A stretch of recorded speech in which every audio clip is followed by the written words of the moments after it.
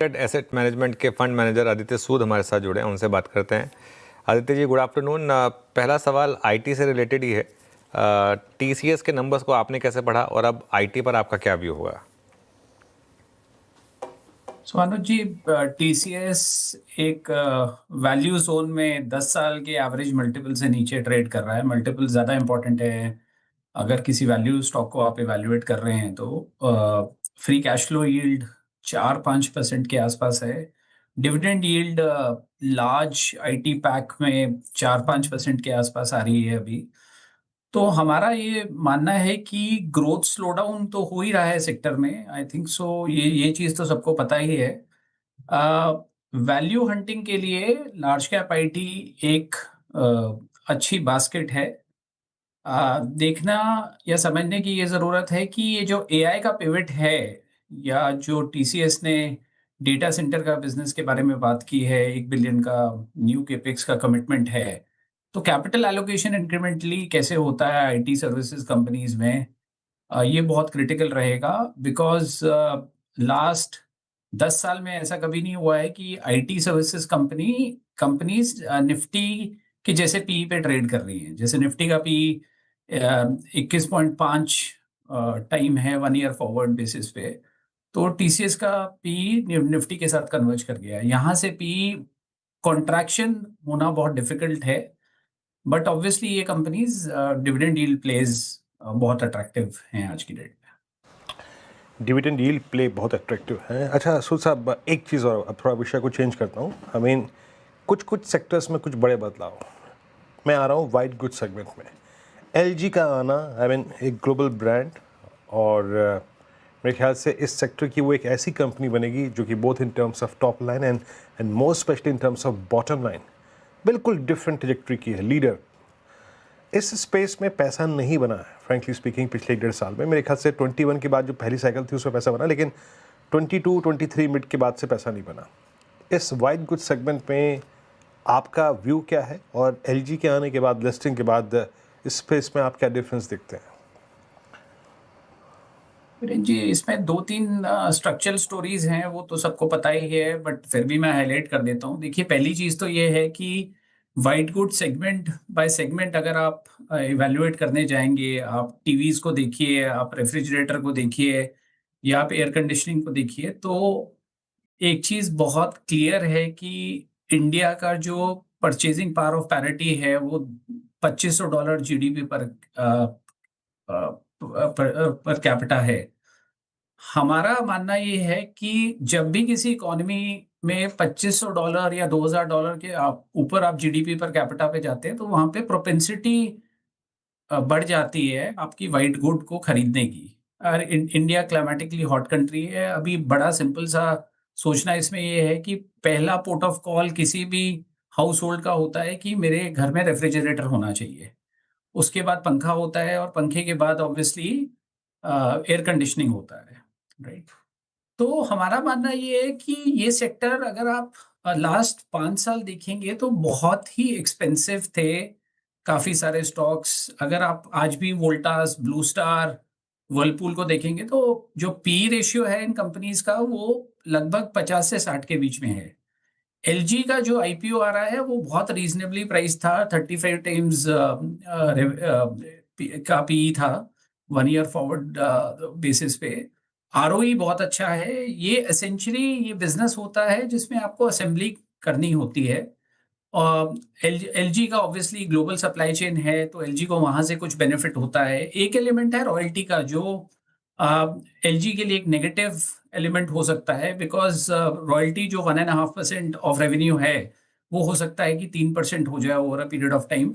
और ये हमने ऑफ लेट देखा है, जहां पे भी वैल्यूएशन थोड़ा सेक्टर से डिस्काउंट पे होता है और क्वालिटी ऑफ अर्निंग्स अच्छी होती है, जैसे आरओसी एलजी का 35% के आसपास है। सो हमारा व्यू ये है कि उन कंपनीज को एक बहुत ही अच्छे अपॉर्चुनिटी के हिसाब से इन्वेस्टर्स देखना चाहते हैं। तो एलजी बहुत इंटरेस्टिंग प्ले है, बिकॉज इसमें प्रीमियमाइजेशन का एलिमेंट भी है, ग्लोबल पाइपलाइन इनके पास है। तो हमें ऐसा लगता है कि एलजी बहुत इंटरेस्टिंग अपॉर्चुनिटी है। सेक्टर में। दूसरी चीज इसमें ये है कि जो 8th पे कमीशन के एरियर्स हैं, टिपिकली अगर आप टू व्हीलर्स हैं या कंज्यूमर ड्यूरेबल स्टॉक्स को भी आप देखेंगे, टिपिकली जिस साल में पे कमीशन के एरियर्स आते हैं उस साल में ये स्टॉक्स बहुत अच्छा करते हैं। हमने ऐसा एक एनालिसिस किया है 6th और 7th पे कमीशन में, बिकॉज इसमें दो एलिमेंट्स होते हैं। एक एलिमेंट ये होता है कि एरियर्स का पैसा गवर्नमेंट की जो एम्प्लॉयज है उनके पास आता है, तो वो वन टाइम परचेज के तौर पे वो स्मॉल कार और टू व्हीलर या फिर अपग्रेडेशन करना चाहते हैं। तो टिपिकली ये नंबर लगभग 0.75% ऑफ जीडीपी से लेकर 0.85% ऑफ जीडीपी होगा, और ये नंबर 4 से 4.5 लाख करोड़ का नंबर है। तो हमें ऐसे लगता है कि कंजम्पशन के लिए ये बहुत पॉजिटिव बूस्ट है फॉर नेक्स्ट ईयर।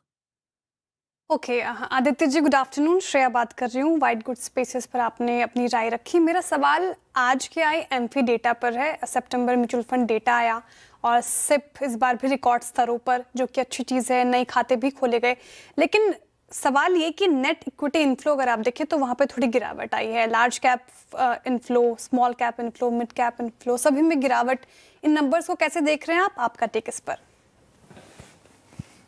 तो पहली बात तो ये है कि अगर आपका 12 या 15 महीने का रिटर्न नेगेटिव है मार्केट का, या 12 या 15 महीने में आपका रिटर्न नहीं बना मार्केट में, तो ये स्वाभाविक है कि कुछ लोग ये सोचेंगे, और ये इन्वेस्टर की टेंडेंसी होती है कि अगर लास्ट 15 महीने में भी या 12 महीने में मेरा रिटर्न नहीं बना तो अभी मैं सिप को कंटिन्यू करूं, तो इन्वेस्टर थोड़ी सी दुविधा में फंस जाते हैं। ये अनफॉर्चुनेटली कोइंसाइड हुआ हमारा अर्निंग्स ग्रोथ के कोलैप्स के साथ में। जैसे 2021 से 25 के बीच में हमारे पास अर्निंग्स ग्रोथ 4 साल के लिए 25% CAGR आई, फिर एक साल के लिए वो अर्निंग्स ग्रोथ 3 से 4% पे आ गई। हमारा मानना ये है कि अर्निंग्स ग्रोथ 10 से 12% अगर रहेगी मार्केट में, जो कि लॉन्ग टर्म ट्रेंड है, तो मीन रिवर्जन चाहिए यहाँ पे अर्निंग्स ग्रोथ के लिए, तो एक नॉर्मलाइज्ड अर्निंग्स ग्रोथ एनवायरनमेंट में हम जा रहे हैं। अगर आप फ्लो को देखेंगे, ऑब्वियसली इस फ्लो में भी एनएफओज का बहुत बड़ा कंट्रीब्यूशन है, और काफी सारा पैसा अभी आज की डेट में, जैसे आप इससे पहले बुलियन के ETFs डिस्कस कर रहे थे, तो हो सकता है कि आज की डेट में काफी सारा पैसा निफ्टी में नहीं जाके या म्यूचुअल फंड में नहीं जाके ETFs और बुलियन की तरफ जा रहा है। तो आई थिंक सो वो ट्रेंड अभी जस्ट स्टार्ट हो रहा है, बट अर्निंग्स ग्रोथ बहुत क्रिटिकल है मार्केट के लिए। हमारा मानना ये है कि अगर अर्निंग्स ग्रोथ आएगा तो ये नंबर आपको बढ़ता ही दिखेगा। ओके अच्छा, एक दो बास्केट पे और आते हैं सूद साहब, जिन पे मैं आपका एक व्यू जाना चाह रहा हूँ। Real estate, I mean technically price wise बहुत प्राइस डैमेज हुआ है इस स्पेस में, और इस वक्त थोड़ा सा अगर आप देखें सेलिंग प्रेशर तो है। ठीक है, इस बार के जो नंबर्स थे, मैं उससे अगर आप देखें बड़ी चीज़ जो सेंस कर रहा हूँ ग्राउंड रियलिटी है। जो आपको आने वाले फ़ोन कॉल्स, आपको फ्लैट बुक कराने के लिए लोभित करने वाले जो स्कीम्स आ रही हैं, उनसे आपको एक सेंस मिलता है कि रियल एस्टेट में हो क्या रहा है। ये एक सीरीज़ है पूरी। रियल एस्टेट हो गया, देन आपको होम इम्प्रूवमेंट वाली कंपनी नज़र आएंगी, फिर आपके पास HFCs का पूरा का बास्केट है। रियल एस्टेट एंसिलरी और हाउसिंग फाइनेंस कंपनियाँ, इन पर आपका टेक क्या है इस वक्त? तो हमें हाउसिंग फाइनेंस कंपनीज बहुत इंटरेस्टिंग लगती है। चैलेंजिंग एस्पेक्ट इस स्पेस में ये रहा है कि काफ़ी सारी housing finance companies PE back थी जब उनका IPO हुआ। जैसे कि आप होम फर्स्ट देखेंगे या एप्टेस को देखेंगे एसेंशियली, और PE बैक थी, तो IPOs भी बहुत ज़्यादा सस्ते नहीं थे। But over a period of time अगर साइडवाइज करेक्शन हुआ इन कंपनीज में, तो प्राइस टू बुक का एडजस्टमेंट हो गया। हमें ऐसे लगता है कि इस सेगमेंट में अगर आप एक अच्छी कंपनी को खरीदते हैं जो कि 15-16% का ROE बनाती है, और उसको आप लगभग 1.5 से 2 टाइम प्राइस टू बुक पे खरीद सकते हैं, तो it is a very very good segment to be in. So ये चीज़ बहुत क्लियर है। होम इम्प्रूवमेंट बहुत इंटरेस्टिंग सेगमेंट है आज की डेट में। हमें ऐसे लगता है कि काफ़ी सारे वैल्यू पिक्स यहाँ हैं। ऑब्वियसली कंज्यूमर ड्यूरेबल का जो प्रीमियमाइजेशन प्ले है वो भी होम इम्प्रूवमेंट में एक तरह से आ जाता है। ऑब्वियसली इसमें थोड़ी सी सीमेंट कंपनीज भी आती हैं, बिकॉज सीमेंट कंपनीज के लिए बहुत बड़ा ड्राइवर हाउसिंग रहता है। और हमारा लास्ट प्रायोरिटी होगा रियल एस्टेट डायरेक्ट कंपनीज में निवेश करना।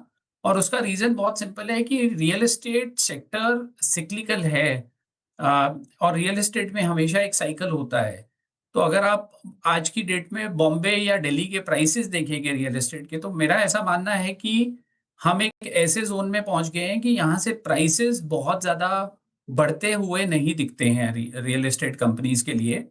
और अगर प्राइस नहीं बढ़ेगा, और रियल एस्टेट का बहुत बड़ा ड्राइवर पास्ट में आईटी जॉब ग्रोथ रहा है। अगर आप हैदराबाद या बैंगलोर स्पेसिफिक की बात करेंगे, तो मेरा ऐसा मानना है कि इस एनवायरनमेंट में जहाँ पे आईटी जॉब्स में बहुत ज़्यादा प्रेशर है, ये स्वाभाविक है सोचना कि ये प्रेशर किसी पॉइंट पे जाके रियल एस्टेट कंपनीज क्या में प्ले आउट होगा, at least in terms of not कि भाव हो सकता है कि स्टैग्नेट हो जाए या भाव गिरे ना, वो पॉजिटिव है, वो पॉसिबल है, बिकॉज रियल एस्टेट में हमेशा टाइम वाइज करेक्शन होता है। करेक्शन ही ऐसे होता है रियल एस्टेट में।